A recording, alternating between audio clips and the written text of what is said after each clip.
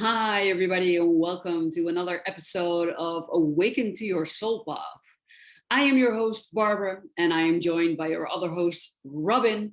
And today we want to talk about spiritual awakening and the 7 stages that people can be in or go through when they are awakening.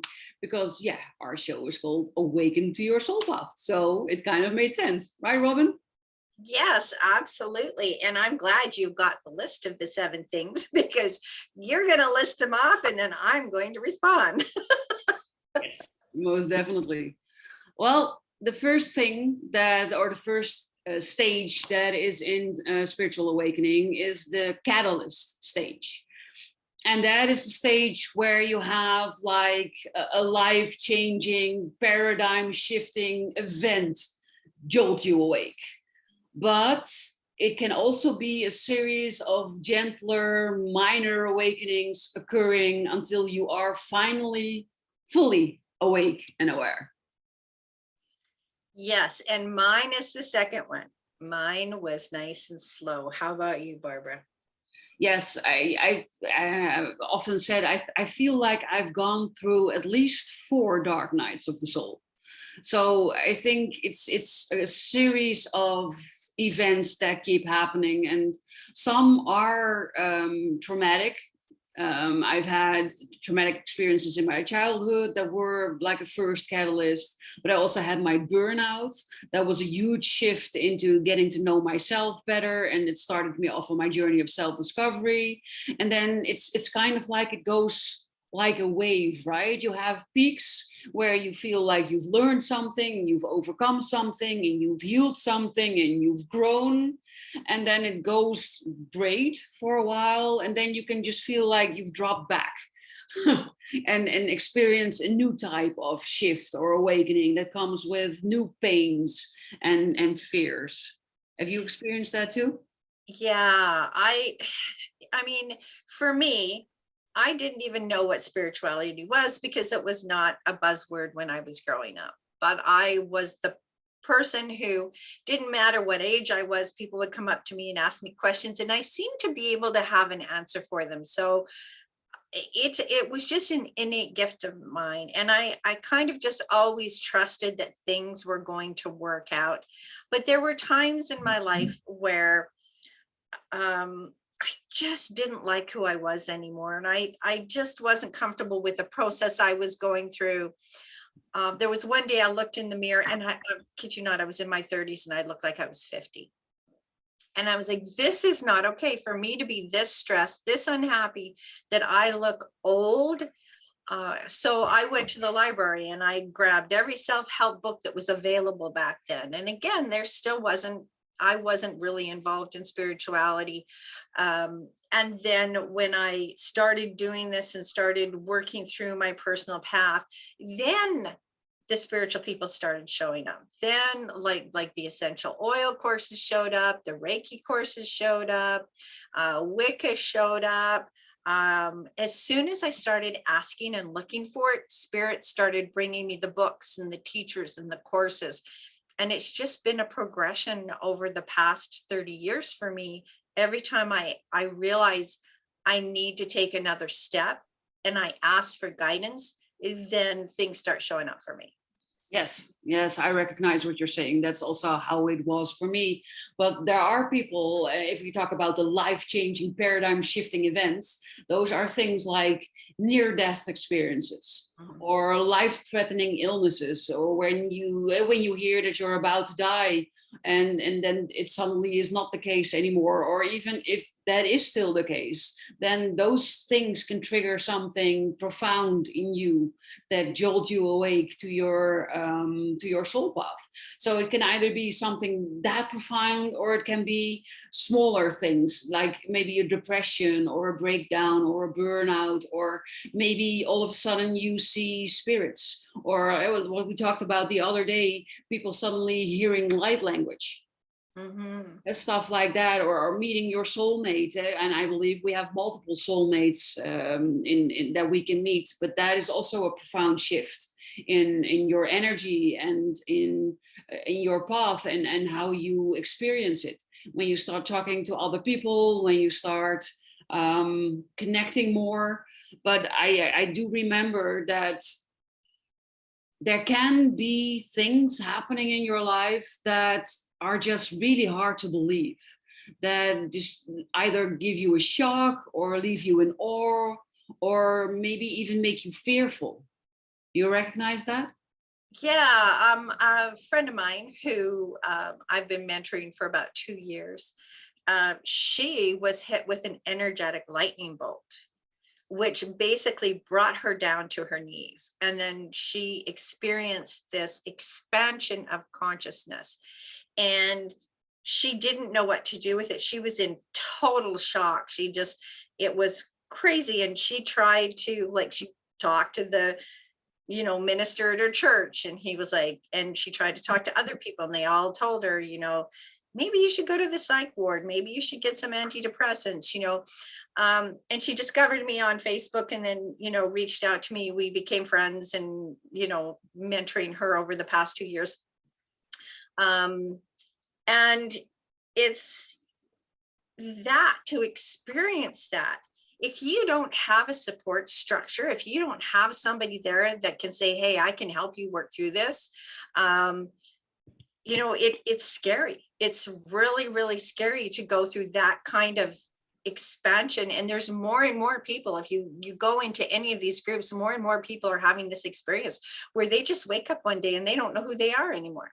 Exactly. And it's also important to note that you can be in any of these stages at any given time. So it's not in order. It's not stage 1 to goes to 2, goes to 3, goes to 4.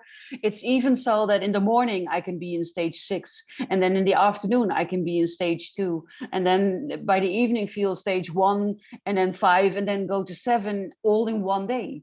It can also be that you have days that feel like a certain stage. So it's important to note and to say that you can go through these levels in almost any order, and that's because we all awaken in our own way, at our own pace. And some people need multiple catalysts in order to fully grow into their spiritual power, and other people may skip several stages and end up living the life that their soul intended without having gone through the same trials. Everything's possible. It is, because we're never it always amazes me when I will go through what I call a spiritual vibrational upgrade, and I'll go through that upgrade, and then I'll just kind of coast for a while, and then something traumatic will happen. And it doesn't have to be a car accident, it could be the end of a relationship, it could be the loss of a job, but there's always something. Or a friend. Yeah, or a friend. There's always a catalyst, and then it's like you've got to go deep, and then that your vibration gets raised up to another level. Yes. And we're constantly growing and progressing, but our physical body and our conscious mind has to be ready for each upgrade.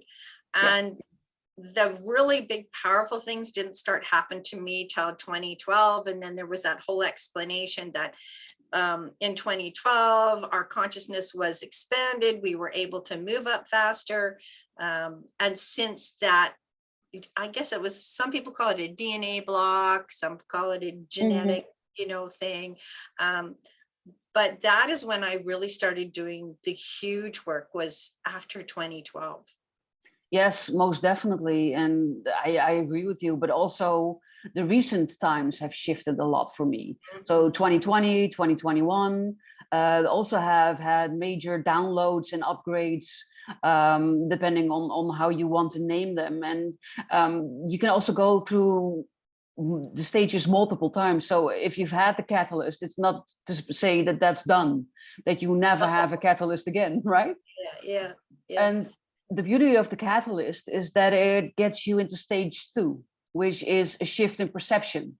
And you begin to see things differently, and it also alters how you perceive life. And it could be that, like what you were describing, a lot of people are now going through the feeling like, I don't know if my dream is still my dream.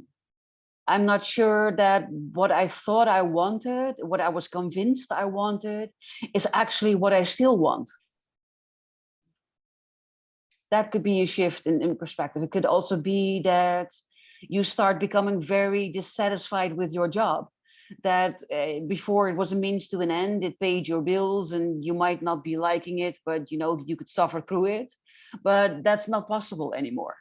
You are now, you cannot just be in that situation anymore. It's becoming, it's giving more and more friction, and it's becoming more and more uncomfortable.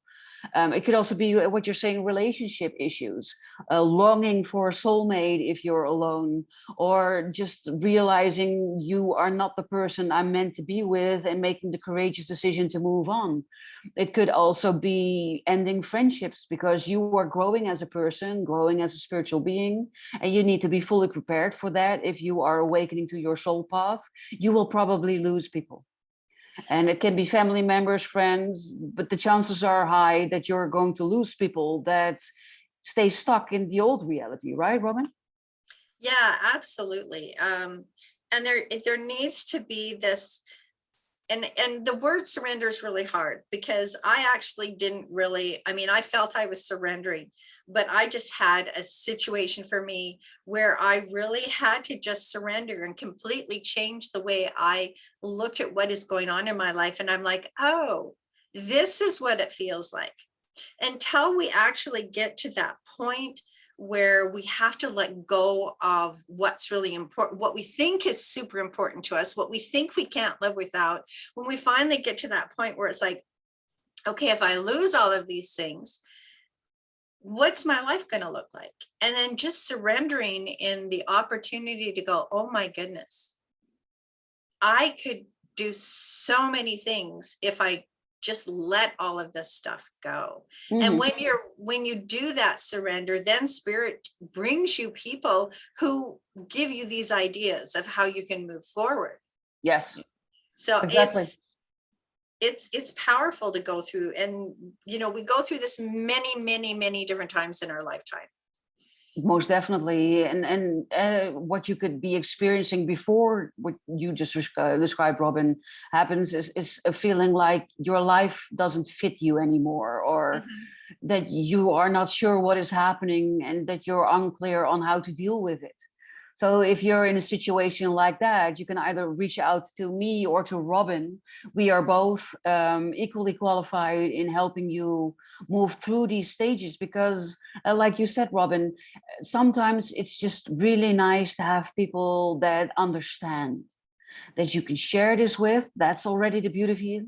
And if you then also find people who can help you shift through this more easily, give you the tools necessary to move through this more flowy, more from a place of love, where you surrender to what is happening instead of fighting it. And you very easily fight it, because if you think, why is this happening to me, that's already an upstream thought. That's already fighting the current, instead of thinking, well, okay, this was not what I was expecting, but let's see where this is going.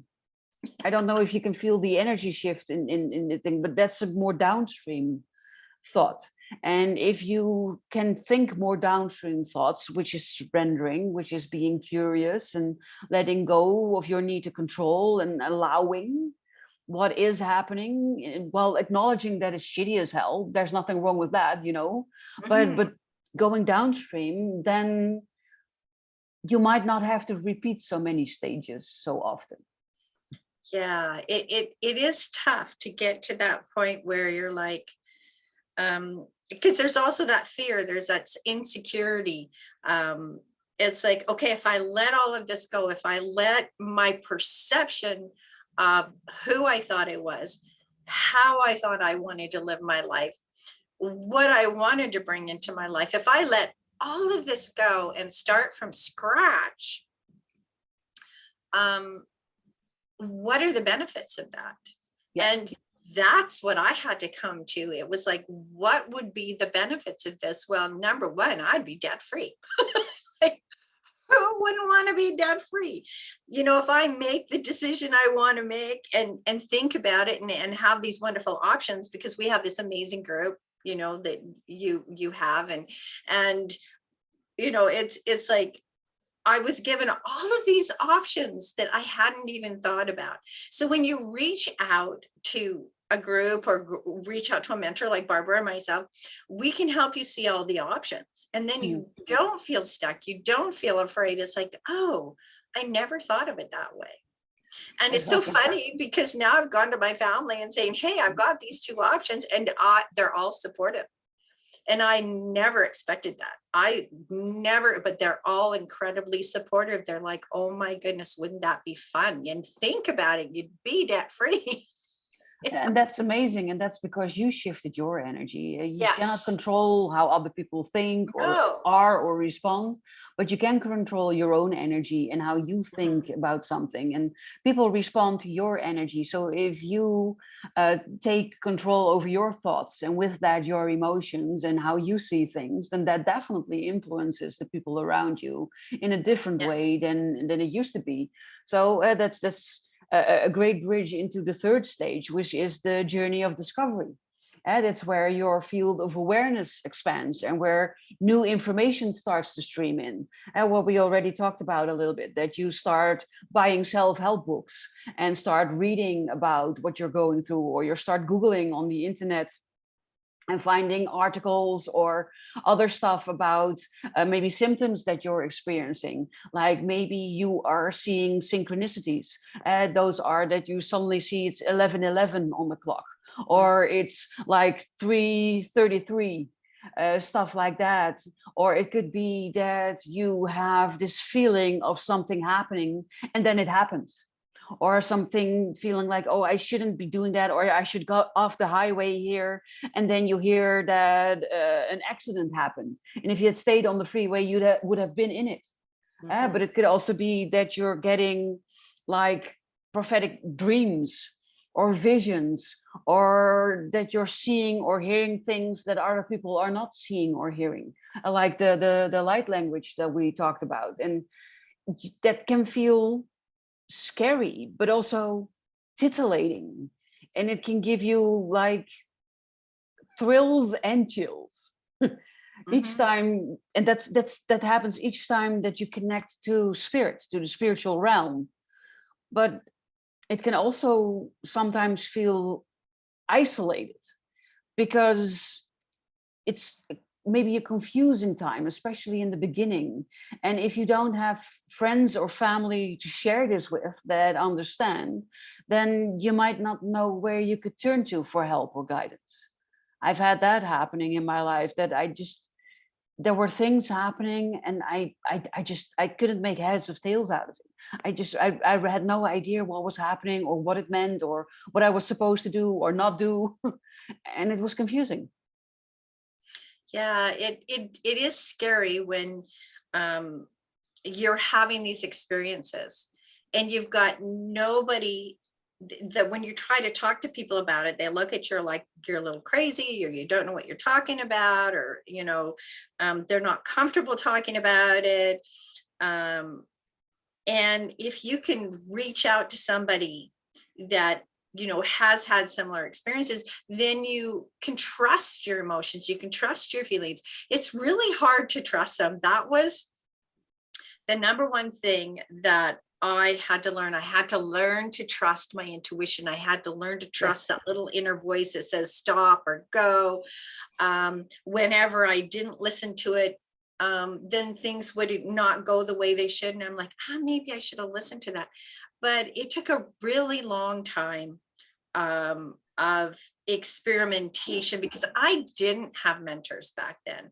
There weren't a lot of spiritual books out back then when I first started this. And so for me, it was like, I had to just believe that I wasn't crazy. Yes, and then again, it helps if you can connect to people that can tell you, oh, you're not crazy. I went through the exact same thing, and you can share it. And that is not always possible with friends and family.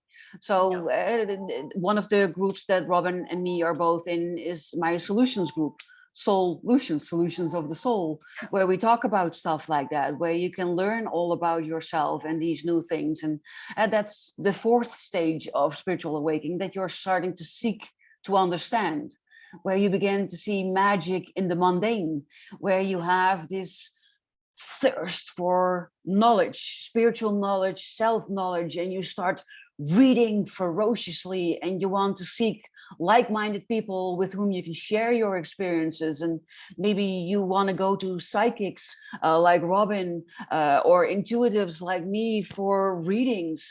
It's also very important that you learn how to break through the blocks that are preventing you from connecting either to spirit or being your real self, awakening to what is holding you back. It could be limiting beliefs about, oh, but everything's so spiri weary, or don't do so woo woo, or just be normal, then you're crazy enough. You know, how often have people not told their children things like this that can be a block when you're trying to awaken spiritually? Yeah, and there's a lot of fun ways you can do this. Like I have a free Zoom once a month where women can come in and talk about their experiences, and we support each other. And people that are like my friend who, like I said, I've been helping her for about 2 years, mentoring her. She woke up one day speaking another language, and she calls me, she goes, "What the hell's going on?" And I'm like, "Well, that's light language." Like, awesome, congratulations. She goes, "Well, what do I do with it?" And I said, "You just start speaking it." And I said, just let it flow naturally. And it's healing energy. Light language is a way to communicate on a level of healing. And everybody, it's kind of interesting. Some of us have the same dialect. Mine can change. And it was so fascinating because I just listened to a YouTube video that explained light language. And when we speak it, the person we're speaking it to, they understand it. Maybe not on a conscious level, but their body and their subconscious understands what we're saying to them, understands the healing energy. And this is why it changes. It changes based on how that person is going to receive it. Mhm. And I thought, wow, this is really amazing. So it's our soul energy recognizes the vibration of the light language being spoken, Mhm. because But mine not, changes. but also not everybody is able to speak it. I think eventually, Or not yet. yeah, I'm going to say not yet, because there are children who are being born speaking a different language. There's whole families that have played what they considered play talk and not realizing it was light language until they watched something. My friend ran into this girl and her brother, and they had been speaking this language to each other since they were children and did not know it was a light language. Mhm. So what we might consider baby talk between two children that aren't speaking English, that it basically is light language. They have this communication language they can speak to each other. Mhm. And it's not necessary for us to consciously understand it. For me, I feel what it means. I may, sometimes a few words will pop through, but I feel the energy of what it represents. Mhm. Yes, and in the end, But everything is energy, right? Love is yeah, energy, yeah, money is energy, light language is energy. energy, yeah. Yes. So that's a great way into the fifth stage, which is developing your spiritual gifts. Like suddenly speaking light language, but it's also consciously seeking a deeper connection with source. And there are various ways that you can do that. You can start meditating, which is always a good one. And it doesn't mean that you have to be in the lotus position with your hands like this, chanting Om. That's just a form of it. Yeah. Meditation can already be that you focus on your breathing. You can also meditate while walking in the woods. There are so many different ways of meditating, because I want to stress this point, because a lot of people come up to me and say, I cannot meditate. Meditating is not my thing. But then they think they need to sit still in one place in the lotus position. But that's not meditating per se. It's a form of meditating, but there are various forms. And if you want to know more about that, either do a search on YouTube. There are plenty of videos about it, or come and talk to me or Robin. We both offer free coffee chats, and we would love to discuss the different forms of meditating and its benefits with you. But meditation is just one form Other forms could be like Qigong or Tai Chi or yoga or other mindful activities. But it could also be as simple as creating something like painting or writing or singing or playing an instrument or crocheting or building wooden cabinets or buying up old furniture and redoing them in a modern way. Everything that helps you be creative and tap into your creative energy is a great way of developing your spiritual connection. But it could also be studying healing modalities like Reiki. I started with Reiki. That was the first one that I learned. I did my first one and then my second one. And I didn't want to teach people, so I stopped there. I didn't do the master level. For me, this was enough. But I've also done things like reconnection or soul body fusion or access bars. There are, you did theta healing, and feng shui is also a part of it. It's also a healing modality, but then also for healing your house, stuff like that. It helps you clear blocks, open yourself up so that the flow of energy and in that way the connection becomes stronger. But it's also honing your intuition. We both do this, for instance, with tarot or angel or oracle card readings. I know you did it. Was it daily or weekly card pulls? Yeah, For a for 2 years on Facebook, I did daily oracle readings. But yeah, I created a course called Pathways to Your Soul way back in my 30s when I was taking all these courses, a way of me to tapping into all of these gifts. And it's part of my mentoring program. Now you get this course as part of the mentoring.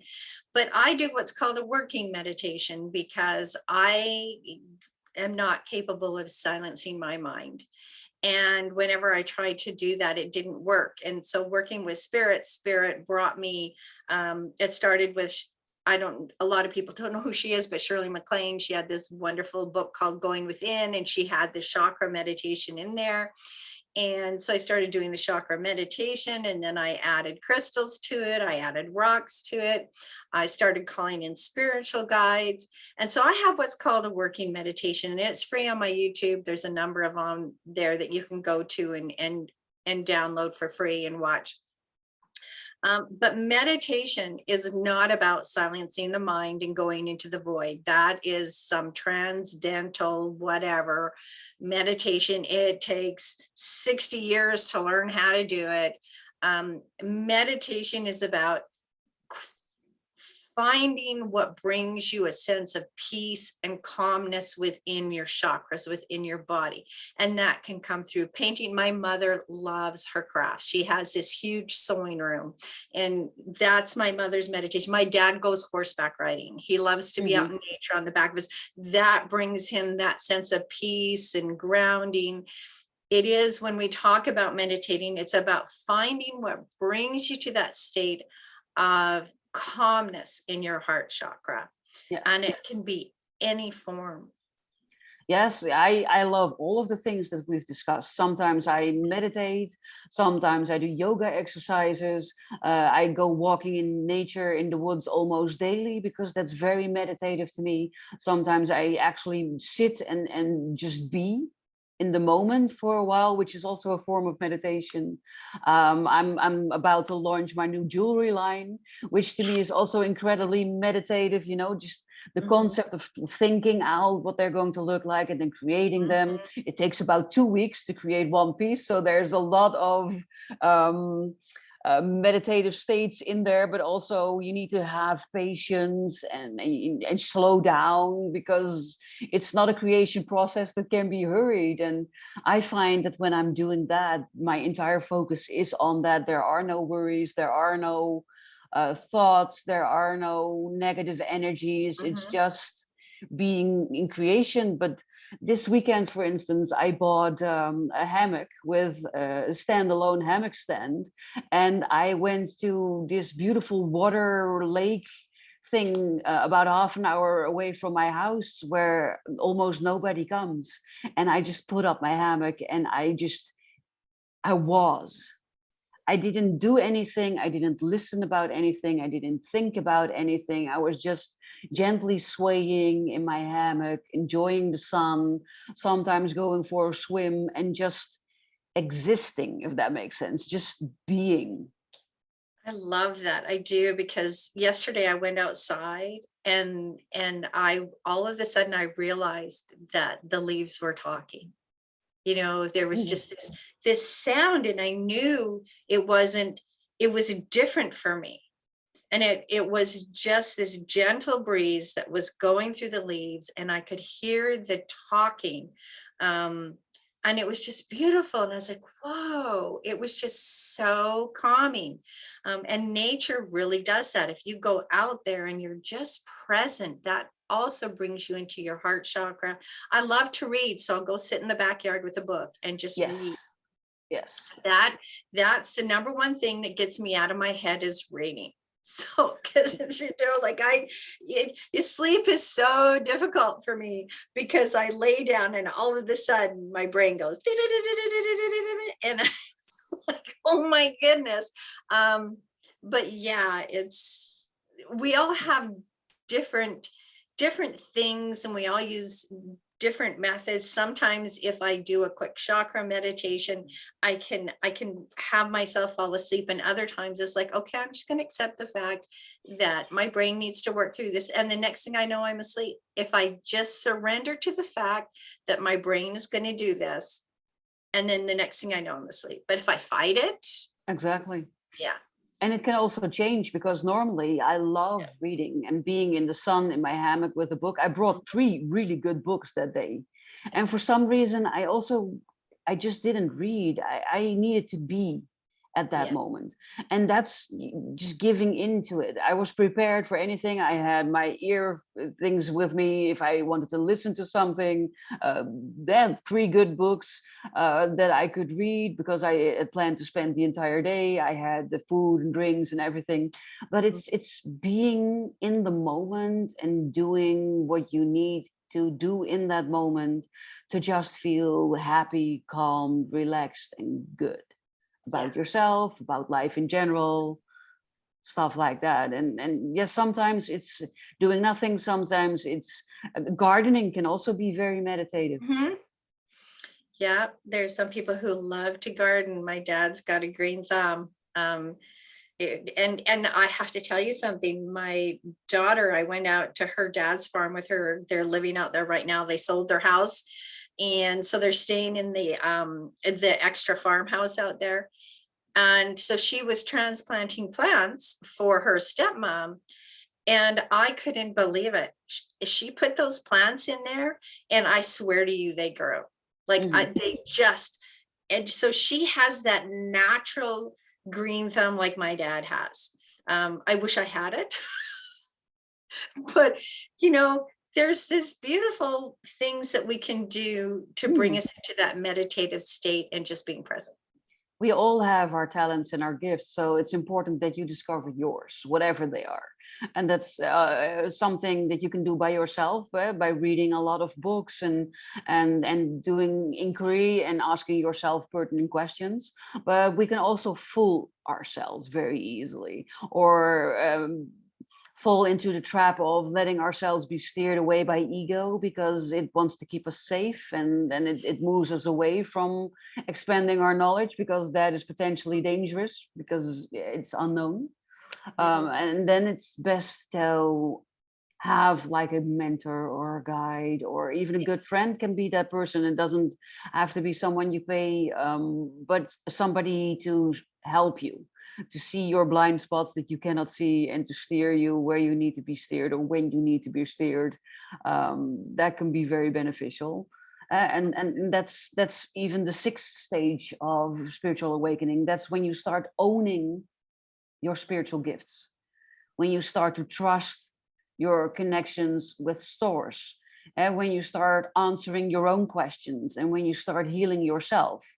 when you journaling is a good example of answering your own questions. And you can even talk to spirit while you're journaling, and then you ask spirit questions, and then you clear your mind, and then you start writing dear Barbara or dear Robin in your case, or whatever your name is, so who is listening and watching to this. And then you say, dear Barbara, and then you let it flow. You let the Yeah. words come.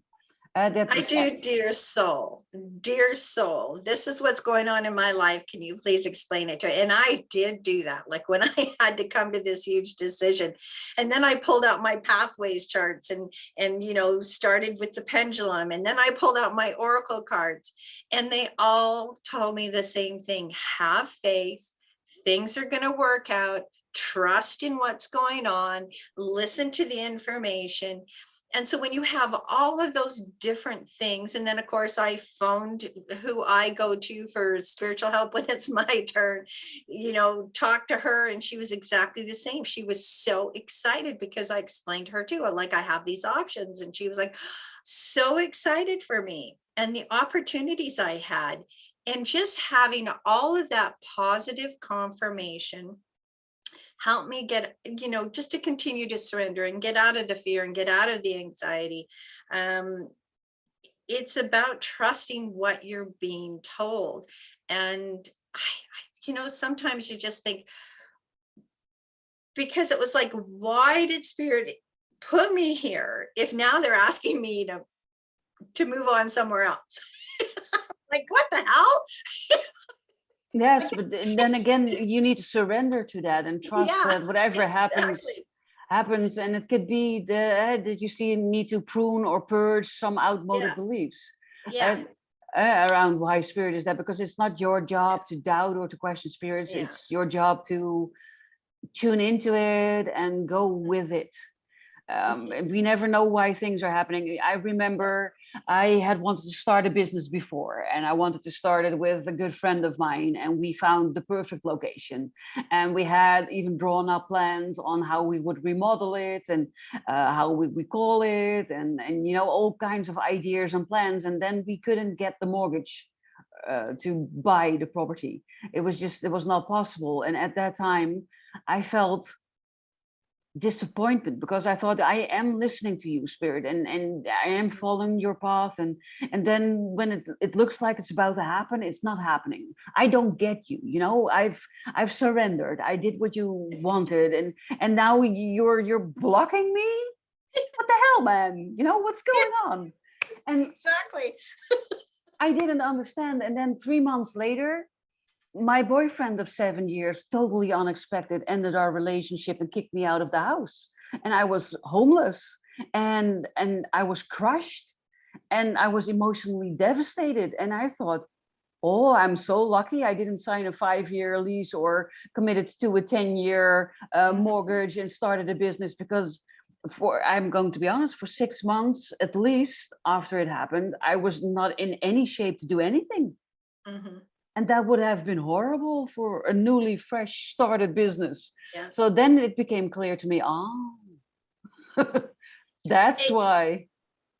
And that's so true, because when my last relationship, split up, I went into a deep, dark hole for 5 years, because it was like, I went through that whole stage. I thought I was listening to spirit. How could I have been so stupid? How come I didn't see who this person really was? And I'm going to tell you that when you're dealing with narcissistic people, the reason why they pick empathic spiritual people is because they can block their energy. They can block them from seeing the truth. And that's why they like us, because they can manipulate us. They can make us feel like we're the most important person in the world and we're everything we ever want. And then the next thing we know, they've completely separated us from our family and our friends, and we're 100% codependent on them. And you're like, how did I get here? How did I go from being a completely independent, self-empowered woman to becoming codependent with this person? Yes. And I really went through what they call the dark night of the soul. There's many different things, but it took me 5 years Hmm. to work through all of that, and really come back as a stronger person on all levels. And because we go through the guilt, we go through the shame, we go through the self-blame, but it was Spirit's way of getting me to release all of these subconscious programming so that I could start being the healer I was meant to be. I had to go through that to let go of all of my garbage that came with me with all of these past lifetimes, all of this karma. And it took me 5 years to start digging myself out of all of that and really move forward. And when I was ready to step back into who I am on a spiritual level, start teaching, and like, I'm a Reiki master, I had all that Reiki stuff, so you can imagine how mad I was. Yeah, and I It was get you. furious. I've had a similar experience where the guy from 7 years, that was not the last one, but that was the one that had the hugest impact, because Yeah. that also took me 5 or 6 years even Mhm. to be open and ready for somebody new, because that was a big catalyst, stage one. That's catalyst. Yeah. Yes, into discovering who I really am and discovering everything that makes me me, so that I could free myself from outmoded beliefs and limiting beliefs and for the autopilot programs and all the other things, bad karma, things from past lives, and everything that needed to be cleared in order to start living with integrity and to start speaking my truth, because I can only speak my truth if I know my truth. And if I have no Yes. clue what my truth is, then it's very hard to speak it. And we both have become our own role model, and we Mhm. started forging our own unique path. And that is in part why this is happening, because we are our own unique beings, and we need to forge our own unique paths, and we need to be awakened to that soul path, that Yeah, we unique need path. to learn to ask those questions, because think about it. When you're in a relationship, it gets to the point where you're doing things to make the other person happy, and Yes. you forget about yourself. And I really had to ask myself, what do I like? What food do I like to eat? What TV programs do I like to watch? Yes. What What are is it? my hobbies? Yeah, what are my hobbies? Who am I? Yes. Without, if I take away the mother role, the partner role, the role I have at work, when I take all of those roles away, what am I left with? Who Yes. is Robyn? Yes, I went through the exact same thing. Yeah. Indeed, who is Barbara, and what Yeah. are my hobbies? What are my interests? What do I like? What Yeah. do I like doing? What do I like wearing? But it even went down to my hair, and my Yes. partner liked long, very straight hair. Well, my hair is not straight, so I spend half an hour every day. I said ironing it, but it's with Yeah. the tongue thing, Yeah. and I was doing that mainly to please him without actually realizing that that was what I was doing. So it's a discovery of self and discovery of who I am by myself.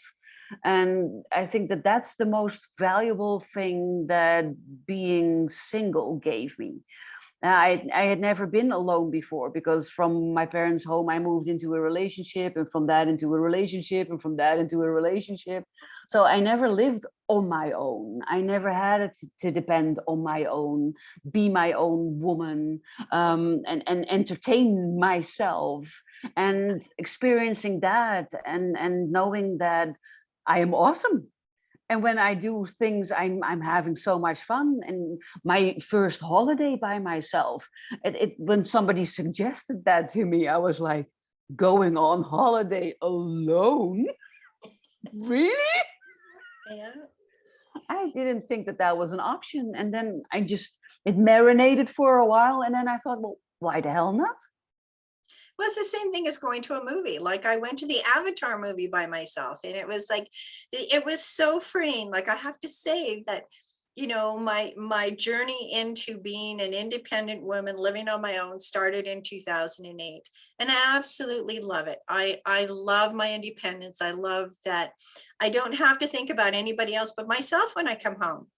Exactly. I can choose when to eat and what to do and how to do it. And I mean, I eventually did, you know, have one cat, and then it turned into two, and then it turned into three.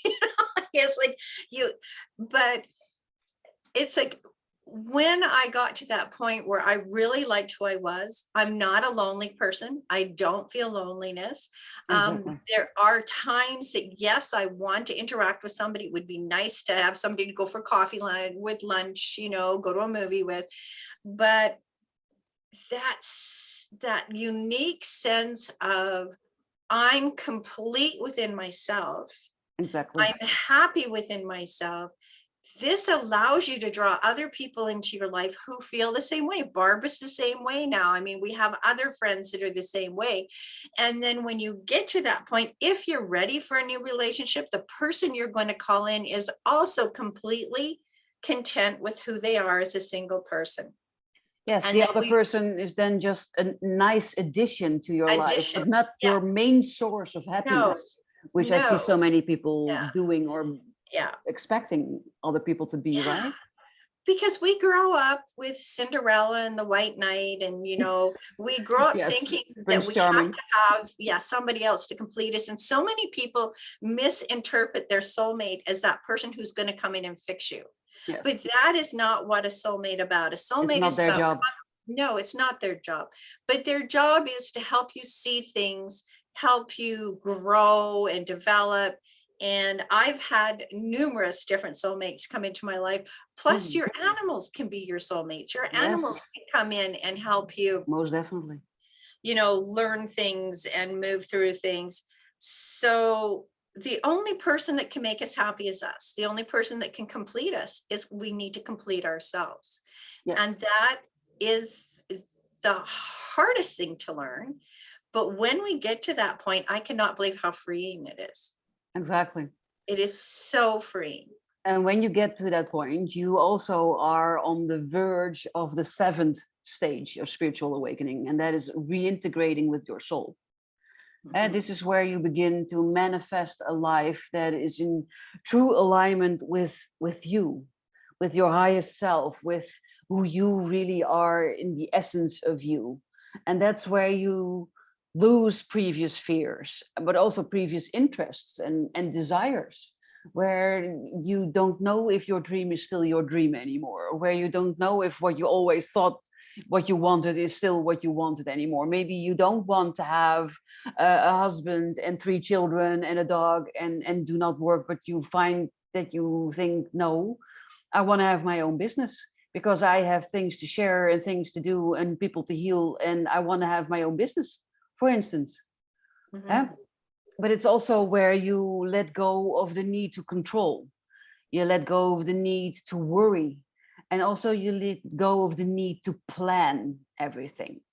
And you live more fully in the now, where you can create, um, play, and laugh with almost childlike abandon, and where you can think about life outside of 3D Earth, where everything that was kind of out there and maybe a bit woo woo or spiri weary or whatever you might have called it before. I was raised that way, so I called it that before, is suddenly that you think, oh, kind of makes sense.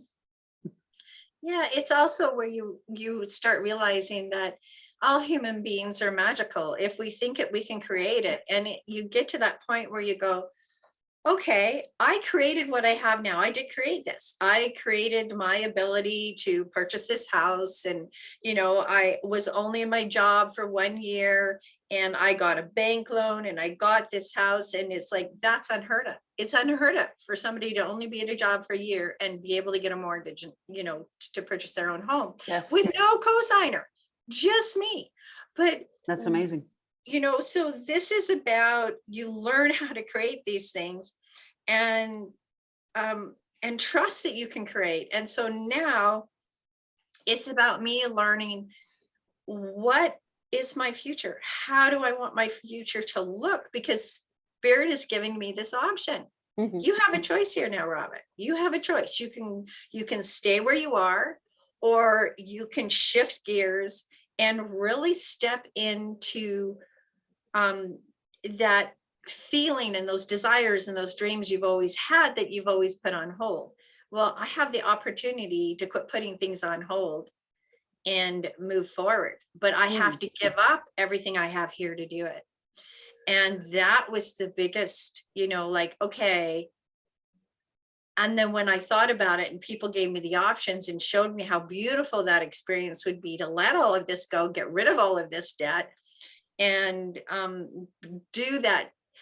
And please, nobody take offense, but this gypsy energy, the energy that I can just, because I've always had that gypsy energy in me where I just love to flow. I love to go. I love to meet people. I like to move.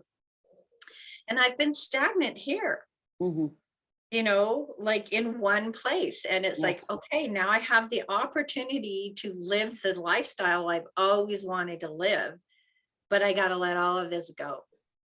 Yes, I completely agree with you. And that's also an energy that I feel. I want to go out into the world. I want to connect, and I want to be mobile, and I want to go wherever it is that life takes me. And that's the message I also want to give to people who suddenly feel at a loss, because we've been taught we need to have a goal, an end destination.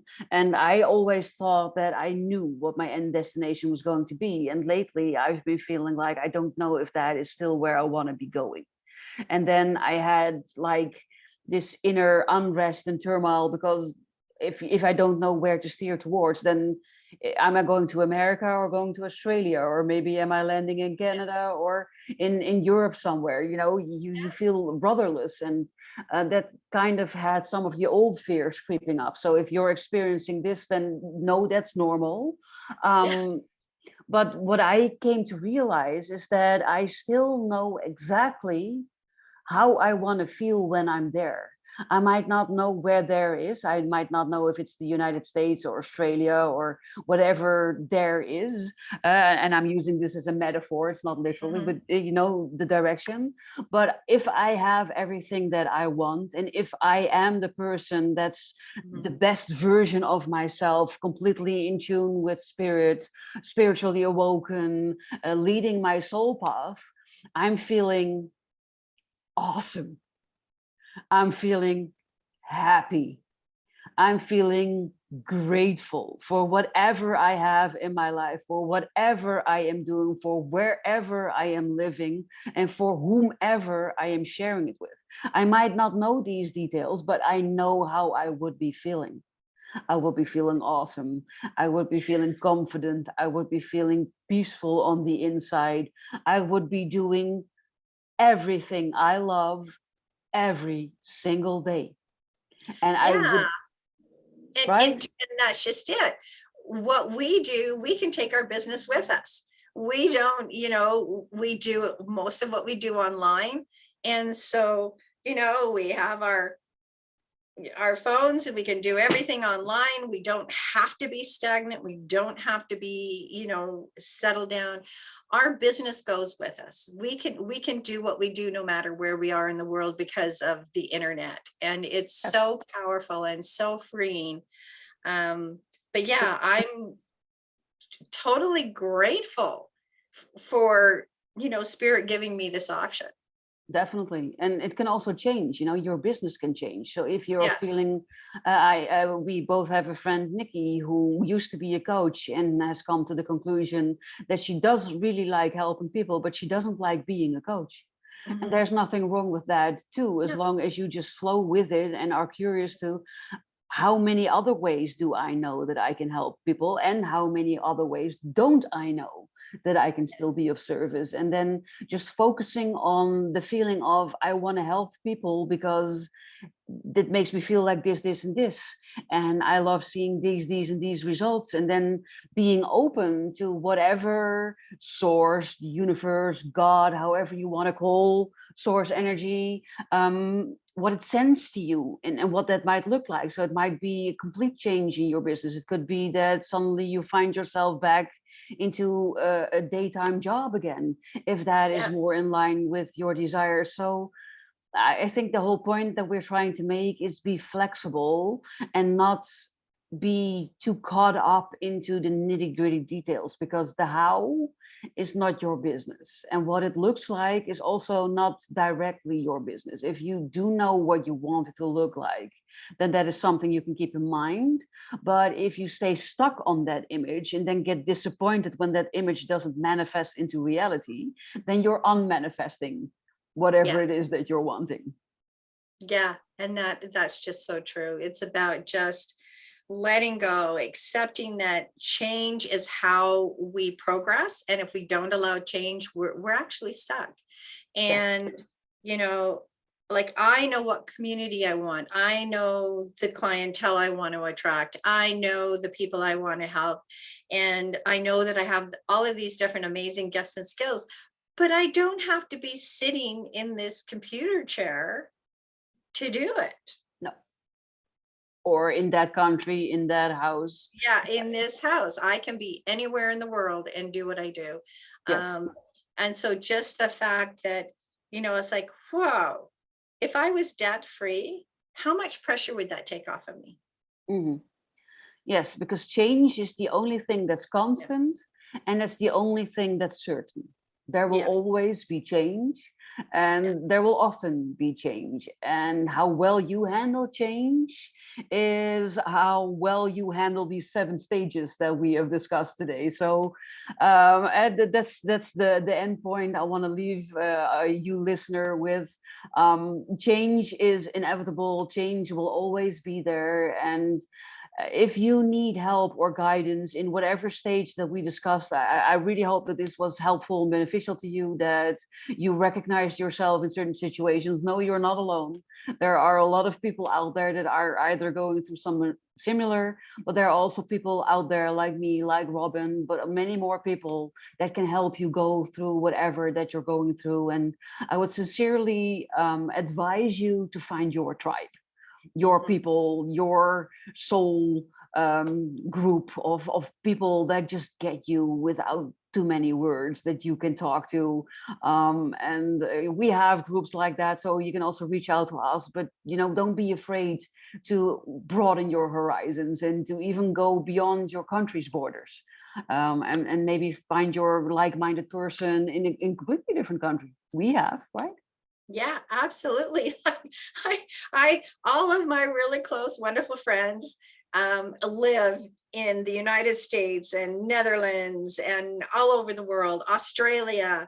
The benefit of what happened to us in the last couple of years is that we expanded our network and we got to meet amazing, beautiful, wonderful people who are just like us. And just know that your tribe is out there and you're going to attract them. And we're here to help you. So just reach out. And if we can't help you, let me tell you, we have a huge network and we can send you in the direction Exactly. of those other people we know who can help you. Definitely. So with these words, I want to end our episode of today. This was Awaken to Your Soul Path with your hosts, Barbara and Robin, signing off for today. Wishing you a really wonderful, beautiful rest of your day, and hoping to talk to you again in the next episode of Awaken to Your Soul Path.